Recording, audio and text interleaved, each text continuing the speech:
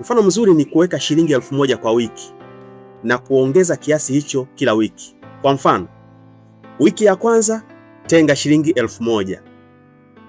Wiki ya pili ongeza na kuweka 2000.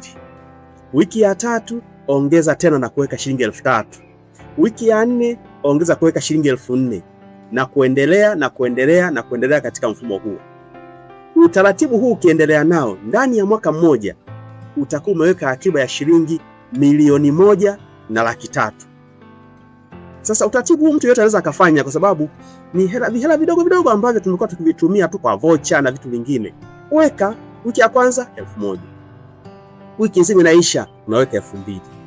Wiki nzima inaisha unaweka 3000. Wiki nzima inaisha 4000. Wiki ya 5 5000. Wiki ya 6 6000.